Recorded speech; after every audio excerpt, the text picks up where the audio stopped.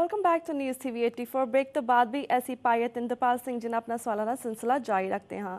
हाँ जी वीर जी, ब्रेक तो पहले तुसीं गल कर रहे थे अपने भुल्लर साहब जी के केस के बारे, हाँ जी। सज्जन कुमार जी के केस के बारे ते सरबजीत सिंह जी के केस के बारे तुसीं इस मेरी सब किवें देखदे हो? मेरी सिख कौम नूं ते इंटरनेशनल कम्युनिटी नूं जी बड़ी सीधी अपील है कि कानून हमेशा एक सार चलदा, किसी भी देश का होवे। जिस देश का कानून किसी खास कौम, किसी खास व्यक्ति, किसी खास जात लई बदल जाता जी वो देश फिर कानून आधारित देश नहीं हुंदा, उत्थे फिर जंगल राज हुंदा।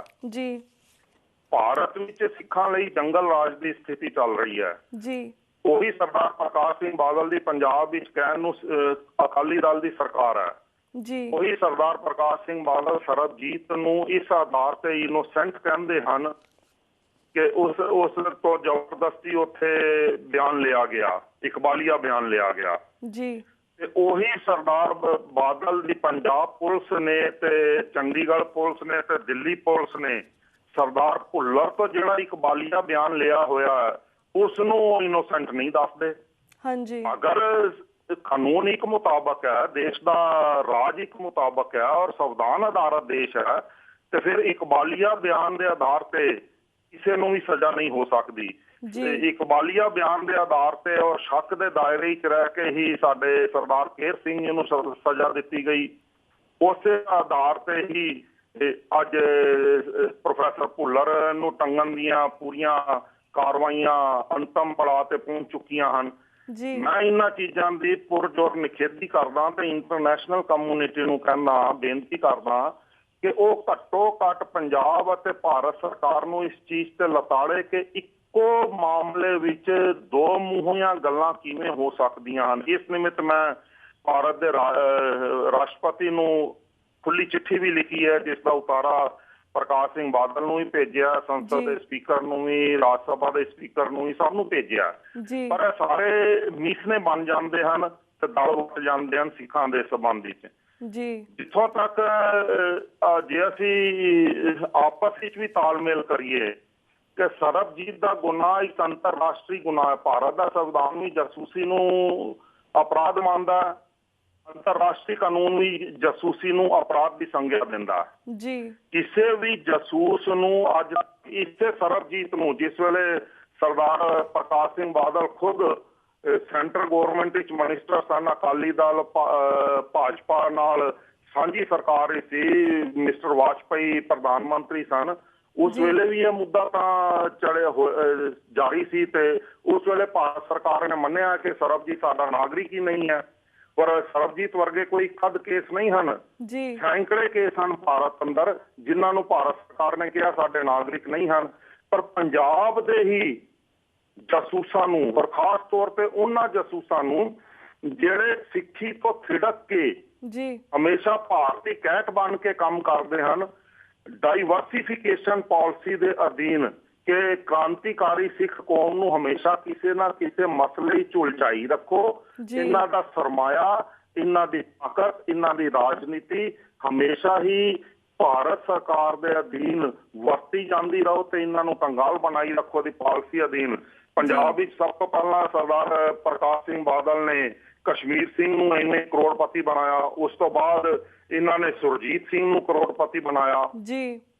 सरबजीत वाले पासे जे सरबजीत ते हमला होया ते सरबजीत तो पहला उत्थे ही कोट लखपत जेल विच बिहारी लाल भी मारिया गया। हाँ जी उस मामले भारत सरकार ते पंजाब सरकार क्यों नहीं बोल रहे? सिर्फ इस करके क्योंकि उस नाल सिख कम्युनिटी नूं गलत दिशा नहीं भेज सकते, कौम नूं गलत दिशा वाल उलझा नहीं सकते। तो मेरी बेनती है कि जे कानून एक मुताबक है, हाँ जी, उस दी वरतों और उसका इंसाफ भी एक मुताबक होना चाहिए। जी बिल्कुल। तो मैं इस चीज नूं मानना कि भारत अंदर सिख कौम नाल बेइंसाफी लगातार उदों तक जारी रहेगी जब तक सिख कौम पंजाब दे अंदर वोट पद्धति राही शांतमई ढंग नाल पंजाब विधान सभा विच सरकार खालिस्तान बना के अपनी राज प्रणाली ਆਪਣੀ ਪ੍ਰਸ਼ਾਸਨਿਕ ਪ੍ਰਣਾਲੀ ਤੇ ਆਪਣੀ ਵਿਵਸਥਾ ਨੂੰ ਲਾਗੂ ਨਹੀਂ ਕਰ ਲੈਂਦੀ। ਸਾਡਾ ਸੰਘਰਸ਼ ਇਹ ਹੋਇਆ ਜੀ। ਬਿਲਕੁਲ। ਤੇ ਵੀਰ ਜੀ, ਇਹ ਵੀ ਸੁਣਨ ਵਿੱਚ ਆਇਆ ਕਿ ਤਾਜ਼ਾ ਖਬਰਾਂ ਸੁਣਨ ਵਿੱਚ ਆਇਆ ਕਿ ਅਕਾਲ ਤਖਤ ਦੇ ਜਥੇਦਾਰ ਗਿਆਨੀ ਗੁਰਬਚਨ ਸਿੰਘ ਦੀ ਨੂੰਹ ਅਕਾਲੀ ਦਲ ਵੱਲੋਂ ਇਲੈਕਸ਼ਨ ਲੜਨ ਜਾ ਰਹੀ ਹੈ। ਤੁਹਾਡਾ ਇਸ ਬਾਰੇ ਕੀ ਵਿਚਾਰ ਨੇ? ਭੈਣ ਜੀ, ਬੜੀਆਂ ਹੀ ਇੱਥੇ ਤਾਂ ਪੁੱਠੀਆਂ ਗੱਲਾਂ ਹੋ ਰਹੀਆਂ ਨੇ, ਕੋਈ ਦਿੱਕਤ ਨਹੀਂ ਹੈਗੀ। ਸਾਰੇ ਜਥੇਦਾਰਾਂ ਦੇ ਸਬੰਧ ਅਕਾਲੀ ਦਲ ਦੇ ਲੋਕਲ ਪੋਲੀਟਿਕਸ ਨਾਲ ਬਿਲਕੁਲ ਗਲਤਾਨ ਨੇ, ਔਰ ਇਹੋ ਵਜ੍ਹਾ ਹੈ ਕਿ ਉਹ ਕਦੇ ਵੀ ਕੌਮ ਲਈ ਸੁਤੰਤਰ ਫੈਸਲੇ ਨਹੀਂ ਕਰ ਸਕਦੇ। ਜੇ ਅਕਾਲ ਤਖਤ ਸਾਹਿਬ ਦੇ ਜਥੇਦਾਰ ਦੀ ਮਰਿਆਦਾ ਕਿ ਉਸ ਨੂੰ ਕਿਸੇ ਵੀ ਧੜੇ ਨਾਲ ਨਹੀਂ ਜੋੜਨਾ ਚਾਹੀਦਾ, ਉਸ ਦਾ ਧੜਾ ਗੁਰੂ ਗ੍ਰੰਥ ਤੇ ਗੁਰੂ ਪੰਥ ਨਾਲ ਹੋਣਾ ਚਾਹੀਦਾ। ਹਾਂਜੀ। ਪਰ ਸਾਡੇ ਜਥੇਦਾਰ ਬਿਲਕੁਲ ਵੀ ਕਿਸੇ ਵੀ ਮਾਇਨੇ ਵਿੱਚ ਨਾ ਗੁਰੂ ਗ੍ਰੰਥ ਸਾਹਿਬ ਜੀ ਨਾਲ ਨੇ, ਨਾ ਗੁਰੂ ਪੰਥ ਨਾਲ ਨੇ।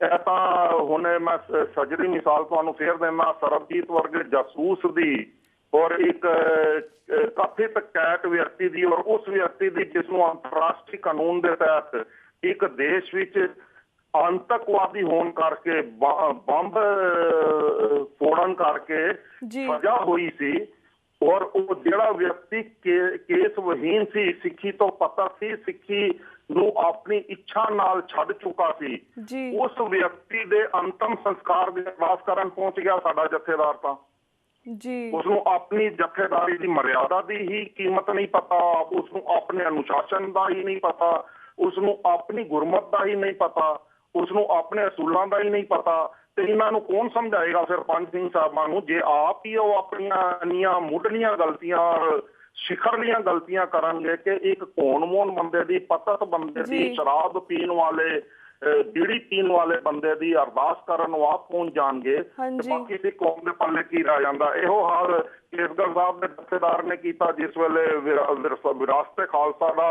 ਅਕਾਲੀ ਦਲ ਨੇ ਉਦਘਾਟਨ ਕਰਾਇਆ, ਤਾਂ ਸਾਡੇ ਕੇਸਗੜ੍ਹ ਸਾਹਿਬ ਦੇ ਜਥੇਦਾਰ ਨੇ ਤਾਂ ਬੂਟ ਪਾ ਕੇ ਹੀ ਅਰਦਾਸ ਸ਼ੁਰੂ ਕਰ ਦਿੱਤੀ, ਬੂਟ ਉਤਾਰਨ ਦੀ ਵੀ ਜ਼ਹਿਮਤ ਨਹੀਂ ਕੀਤੀ।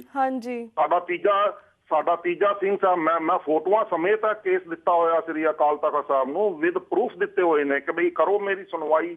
ਤੀਜਾ ਜਥੇਦਾਰ ਸ਼ਾਦੀਆਂ ਵਿੱਚ ਜਨਾਨੀਆਂ ਨਾਲ ਭੰਗੜੇ ਪਾਈ ਫਿਰਦਾ, ਜਿਹੜਾ ਦਰਬਾਰ ਸਾਹਿਬ ਵਿੱਚ ਸੋਦਰ ਦਾ ਪਾਠ ਕਰਨ ਵੇਲੇ ਵੀ ਇੱਕ ਆਧ ਵਾਰ ਨਹੀਂ 3 ਵਾਰ ਬਾਣੀ ਭੁੱਲ ਚੁੱਕਾ।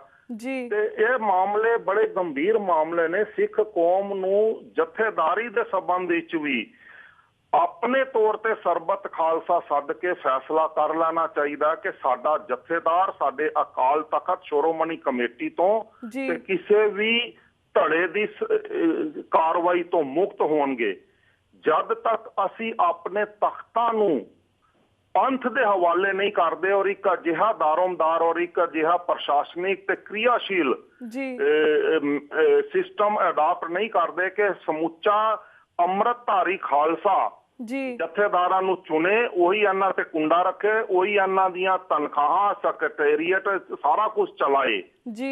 ਔਰ ਮੈਂ ਆਪ ਜੀ ਨੂੰ ਬੇਨਤੀ ਕਰਨਾ ਚਾਹੁੰਦਾ, ਇਸ ਚੀਜ਼ ਦੀ ਮੁਹਿੰਮ ਆਰੰਭਣ ਦੀ ਲੋੜ ਹੈ ਕਿ ਸਾਡੇ ਤਖਤ SGPC ਐਕਟ ਤੋਂ ਬਾਹਰ ਨੇ। ਤੁਸੀਂ SGPC ਐਕਟ ਪੜ੍ਹ ਕੇ ਦੇਖ ਲਓ। ਇਹ ਤਾਂ ਸਾਡੇ ਖਾਲਸਾ ਪੰਥ ਦੀ ਕਮਜ਼ੋਰੀ ਹੈ ਕਿ ਅਸੀਂ ਇਹਨਾਂ ਅੱਗੇ ਲਲੇਕੜੀਆਂ ਵੱਟੀ ਫਿਰਦੇ ਹਾਂ। ਸ੍ਰੀ ਦਰਬਾਰ ਸਾਹਿਬ SGPC ਐਕਟ ਵਿੱਚ ਨਹੀਂ ਆਉਂਦਾ, ਸ੍ਰੀ ਦਰਬਾਰ ਸਾਹਿਬ ਦੀ ਗੋਲਕ SGPC ਦੇ ਐਕਟ ਵਿੱਚ ਨਹੀਂ ਆਉਂਦੀ, ਸ੍ਰੀ ਅਕਾਲ ਤਖਤ ਸਾਹਿਬ SGPC ਦੇ ਐਕਟ ਵਿੱਚ ਨਹੀਂ ਆਉਂਦਾ, ਸ੍ਰੀ ਅਕਾਲ ਤਖਤ ਸਾਹਿਬ ਦੇ ਜਥੇਦਾਰ ਔਰ ਪੰਜੋ ਸਿੰਘ ਸਾਹਿਬਾਨ ਔਰ ਪੰਜੋ ਤਖਤ SGPC ਦੇ ਐਕਟ ਵਿੱਚ ਨਹੀਂ ਆਉਂਦੇ। ਇਹ ਖਾਲਸਾ ਪੰਥ ਦੀ ਅਮਾਨਤ ਹਨ, ਇਹ ਖਾਲਸਾ ਪੰਥ ਦੀ ਸੋਵਰਨਿਟੀ ਦੇ ਪ੍ਰਤੀਕ ਹਨ। ਜਦ ਖਾਲਸਾ ਪੰਥ ਇਸ ਕਦਰ ਗੁਲਾਮੀ ਜਹਿਨੀਅਤ ਵਿੱਚ ਪੈ ਚੁੱਕਾ ਕਿ ਉਹ ਆਪਣੀ ਸੋਵਰਨਿਟੀ ਨੂੰ ਆਪਣੇ ਤਖਤਾਂ ਔਰ ਆਪਣੇ ਦਰਬਾਰ ਸਾਹਿਬ ਤੇ ਨਹੀਂ ਲਾਗੂ ਕਰ ਸਕਦਾ, ਤਾਂ ਸੋਚ ਲਓ ਕਿ ਸਾਡਾ ਪੰਜਾਬ ਵੀ ਸੰਘਰਸ਼ ਕਰਨਾ ਕਿੰਨਾ ਔਖਾ ਹੋਏਗਾ।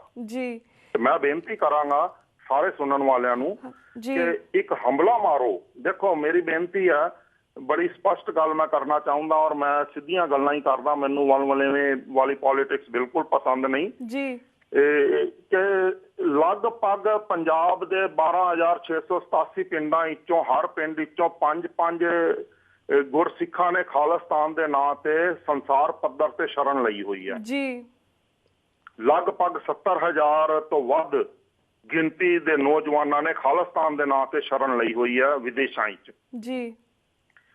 ਲਗਭਗ ਪੂਰੇ ਸੰਸਾਰ ਪੱਧਰ ਵਿੱਚ 10-15 ਹਜ਼ਾਰ ਸਿੱਖ ਲੀਡਰ, ਸਰਗਰਮ ਸਿੱਖ ਲੀਡਰ ਅਜਿਹਾ ਵਿਚਰ ਰਿਹਾ ਜਿਹੜਾ ਆਪਣੇ ਆਪ ਨੂੰ ਖਾਲਿਸਤਾਨੀ ਕਹਿੰਦਾ। ਹਾਂਜੀ, ਮੈਂ ਇਹਨਾਂ ਸਾਰਿਆਂ ਨੂੰ ਬੇਨਤੀ ਕਰਾਂਗਾ ਕਿ ਸਾਰੇ ਦਲਗਤ ਮਤਭੇਦ ਖਤਮ ਕਰ ਦਿਓ, ਸਾਰੇ ਧੜੇਵਾਦੀ ਗੱਲਾਂ ਖਤਮ ਕਰ ਦਿਓ, ਗੁਰੂ ਗ੍ਰੰਥ ਤੇ ਗੁਰੂ ਪੰਥ ਨਾਲ ਧੜਾ ਬਣਾਓ। ਜਿਹੜਾ ਲੀਡਰ ਖਾਲਿਸਤਾਨ ਲਈ ਪ੍ਰਾਪਤੀਆਂ ਕਰਕੇ ਦਿੰਦਾ, ਸਭ ਦੀ ਬੈਲੈਂਸ ਸ਼ੀਟ ਬਣਾਓ। ਜਿਸ ਦੇ ਕੋਲ ਸਭ ਤੋਂ ਅੱਛੀ ਨੀਤੀ, ਸਭ ਤੋਂ ਅੱਛੀ ਪ੍ਰਾਪਤੀ ਹੈਗੀ ਆ, ਉਸ ਨੂੰ ਇੱਕ ਲੀਡਰ ਚੁਣ ਕੇ ਆਪਣੀ ਯੂਨਾਈਟਿਡ ਸੱਤਾ ਦੇ ਅਧੀਨ ਪੰਜਾਬ ਦੇ ਪਿੰਡਾਂ ਨੂੰ ਖਾਲਿਸਤਾਨ ਨਮਿਤ ਗੋਦ ਲੈਣ ਵਾਸਤੇ ਅੱਗੇ ਆਓ। ਜੇ ਕੋਈ ਸੁਧਾਰ ਕਰਨਾ ਹੈ ਜੀ, ਤੇ ਪੈਸਾ ਹਰ ਰੋਜ਼ ਪੰਜਾਬ ਵਿੱਚ 100 ਕਰੋੜ ਰੁਪਈਆ ਵਿਦੇਸ਼ਾਂ ਤੋਂ ਆਉਂਦਾ। ਜੀ ਵੀਰ ਜੀ, ਸਾਡਾ ਵਕਤ ਸਮਾਪਤੀ ਵੱਲ ਜਾ ਰਿਹਾ, ਪਰ ਮੈਂ ਐਟ ਦੀ ਐਂਡ ਇਹੀ ਕਹਿਣਾ ਚਾਹਾਂਗੀ ਕਿ TV 84 ਦੇ ਸਾਰੇ ਦਰਸ਼ਕ ਜੋ ਸਾਨੂੰ ਵੇਖ ਰਹੇ ਨੇ, ਸੁਣ ਰਹੇ ਨੇ, ਉਹਨਾਂ ਨੂੰ ਤੁਸੀਂ ਇੱਕ ਸੁਨੇਹਾ ਦਿਓ ਤੇ ਇਹ ਵੀ ਦੱਸੋ ਕਿ ਖਾਲਿਸਤਾਨ ਦੀ ਅਹਿਮੀਅਤ ਉਹਨਾਂ ਲੋਕਾਂ ਲਈ ਹੈ ਜਿਨ੍ਹਾਂ ਨੇ ਖਾਲਿਸਤਾਨ ਦਾ ਸੰਤਾਪ ਚੱਲਿਆ ਹੈ,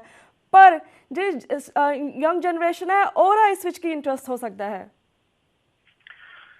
ਹਾਂਜੀ, ਬੜੀ ਸਪਸ਼ਟ ਔਰ ਸਿੱਧੀ ਜਿਹੀ ਗੱਲ ਹੈ ਕਿ ਖਾਲਿਸਤਾਨ ਦੀ ਅਹਿਮੀਅਤ ਸਿਰਫ ਉਹਨਾਂ ਲਈ ਨਹੀਂ ਹੈ ਜਿਨ੍ਹਾਂ ਨੇ ਇਸ ਲਈ ਸੰਤਾਪ ਚੱਲਿਆ। ਅਸੀਂ ਕੋਈ ਆਪਣੇ ਲਈ ਜਾਂ ਆਪਣੇ ਘਰ-ਬਾਰ ਬਣਾਉਣ ਵਾਸਤੇ ਨਹੀਂ ਸੀ ਤੁਰੇ। ਜੇ ਆਪਣੇ ਲਈ ਤੁਰੇ ਹੁੰਦੇ ਤੇ ਨਿੱਜੀ ਪੋਲਿਟਿਕਸ ਸਰਦਾਰ ਪ੍ਰਕਾਸ਼ ਸਿੰਘ ਬਾਦਲ ਨਾਲ ਕਰ ਦਿਓ। ਮੇਰੇ ਘਰ ਵੀ 3 ਵਾਰੀ ਮੈਨੂੰ ਟਿਕਟ ਦੇਣ ਆਇਆ, ਮੈਂ ਉਸ ਨੂੰ ਲਤਾੜ ਕੇ ਵਾਪਸ ਭੇਜਿਆ। ਜੀ, ਸਾਡੀ ਪੋਲਿਟਿਕਸ ਨਿੱਜੀ ਤੌਰ ਤੇ ਆਪਣੇ ਪਰਿਵਾਰਾਂ ਵਾਸਤੇ ਨਹੀਂ ਹੈ। ਸਾਡੀਆਂ ਸ਼ਹੀਦੀਆਂ, ਸਾਡੀਆਂ ਕੁਰਬਾਨੀਆਂ ਆਪਣੇ ਵਾਸਤੇ ਨਹੀਂ ਹਨ। ਸਾਡੀਆਂ ਸ਼ਹੀਦੀਆਂ, ਸਾਡੀਆਂ ਕੁਰਬਾਨੀਆਂ ਉਸ ਰਾਜਨੀਤਿਕ ਪ੍ਰਣਾਲੀ ਲਈ ਹਨ ਜਿਸ ਰਾਜਨੀਤਿਕ ਪ੍ਰਣਾਲੀ ਨੂੰ ਸਾਹਿਬ ਸ੍ਰੀ ਗੁਰੂ ਗ੍ਰੰਥ ਸਾਹਿਬ ਜੀ ਚ ਨਿਰਧਾਰਤ ਕੀਤਾ ਗਿਆ। ਨਾਨਕ ਰਾਜ ਚਲਾਇਆ 7 ਕੋਟ ਸਤਾਨੀ ਨੀਮ ਦਾ। ਨਾਨਕ ਸ਼ਾਹੀ ਰਾਜਨੀਤਿਕ ਪ੍ਰਣਾਲੀ ਨੂੰ ਅਸੀਂ ਪੰਜਾਬ ਵਿਧਾਨ ਸਭਾ ਵਿੱਚ ਸਥਾਪਿਤ ਕਰਕੇ ਖਾਲਸੇ ਦੇ ਤੰਤਰ ਨੂੰ, ਦੇਖੋ ਜਿਵੇਂ ਕਮਿਊਨਿਜ਼ਮ ਹੈ, ਸਮਾਜਵਾਦ ਹੈ, ਪੂੰਜੀਵਾਦ ਹੈ, ਕੈਪੀਟਲਿਜ਼ਮ ਹੈ, ਸੰਸਾਰ ਵਿੱਚ 7 ਤਰ੍ਹਾਂ ਦੀਆਂ ਪ੍ਰਣਾਲੀਆਂ ਰਾਜ ਕਰ ਰਹੀਆਂ ਨੇ। ਉਸੇ ਸੰਸਾਰ ਵਿੱਚ, ਉਸੇ ਵਿਸ਼ਵ ਵਿੱਚ ਸਭ ਤੋਂ ਪਹਿਲਾ ਰਾਜਨੀਤਿਕ ਸੁਤੰਤਰਤਾ ਸੰਗਰਾਮੀ ਗੁਰੂ ਨਾਨਕ ਹੋਇਆ ਜਿਹਨੇ ਬਾਬਰ ਦੀ ਅਹਿਮਦਾਬਾਦ ਜੇਲ੍ਹ ਕੱਟੀ। ਉਸੇ ਸੰਸਾਰ ਵਿੱਚ ਸਭ ਤੋਂ ਪਹਿਲਾ ਲੋਕਤੰਤਰ ਸਿੱਖ ਕੌਮ ਨੇ ਪ੍ਰਗਟ ਕੀਤਾ 1699 ਨੂੰ। ਉਸੇ ਸੰਸਾਰ ਵਿੱਚ ਸਭ ਤੋਂ ਪਹਿਲਾਂ ਅਕਾਲ ਵੰਸ਼ੀ, ਇੱਕ ਰੱਬ ਦੀ ਕਾਇਨਾਤ ਔਰ ਇੱਕ ਰੱਬ ਦੀ ਨਸਲ ਦੇ ਆਧਾਰ ਤੇ ਤਖਤ ਪ੍ਰਗਟ ਕੀਤਾ ਗੁਰੂ ਹਰਗੋਬਿੰਦ ਸਾਹਿਬ ਜੀ ਨੇ। ਉਸੇ ਸੰਸਾਰ ਵਿੱਚ ਹੀ ਸਭ ਤੋਂ ਪਹਿਲੀ ਲੋਕਤੰਤਰੀ ਸਰਕਾਰ ਬਾਬਾ ਬੰਦਾ ਸਿੰਘ ਬਹਾਦਰ ਨੇ ਖਾਲਸੇ ਦੇ ਨਾਂ ਤੇ ਸਥਾਪਿਤ ਕੀਤੀ। ਔਰ ਅੱਜ ਉਸੇ ਖਾਲਸੇ ਦੇ ਸਿਧਾਂਤ ਦੀ ਸਰਕਾਰ, ਉਸੇ ਖਾਲਸੇ ਦੀ ਰਾਜਨੀਤਿਕ ਪ੍ਰਣਾਲੀ ਦੀ ਸਰਕਾਰ ਭਾਰਤ ਵਿੱਚ ਨਹੀਂ ਚੱਲਣ ਦਿੱਤੀ ਜਾ ਰਹੀ, ਬਣਨ ਵੀ ਨਹੀਂ ਦਿੱਤੀ ਗਈ। ਇੱਕ ਵਾਰੀ ਕਿਸੇ ਨੂੰ ਪ੍ਰਚਾਰਿਆ ਵੀ ਨਹੀਂ ਗਿਆ। ਕਿਸੇ ਖਾਲਸਾ ਕਾਲਜ ਨੇ, ਕਿਸੇ ਫਿਲਾਸਫਰ ਨੇ, ਕਿਸੇ ਸਿੱਖ ਲੀਡਰ ਨੇ ਰਾਜਨੀਤਿਕ ਪ੍ਰਣਾਲੀ ਤੇ ਅੱਜ ਤੱਕ ਕੋਈ ਕਿਤਾਬ ਨਹੀਂ ਲਿਖੀ। ਜੀ ਸਾਡਾ ਵਕਤ ਸਮਾਪਤੀ ਵੱਲ ਜਾ ਰਿਹਾ, ਇਸ ਮੁੱਦੇ ਤੁਹਾਨੂੰ ਫਿਰ ਤੋਂ ਰਾਬਤਾ ਕਰਾਂਗੇ। ਤਦ ਤੱਕ ਲਈ ਤੁਹਾਡਾ ਸ਼ੁਕਰੀਆ, ਤੁਸੀਂ ਸਾਡੇ ਟਾਈਮ ਕੱਢਿਆ ਸਾਡੇ ਸ਼ੋਅ ਤੇ ਆਉਣ ਲਈ, ਤੇ ਨੈਕਸਟ ਟਾਈਮ ਤੱਕ ਤੇ ਤੁਹਾਨੂੰ ਰਾਬਤਾ ਕਰਾਂਗੇ।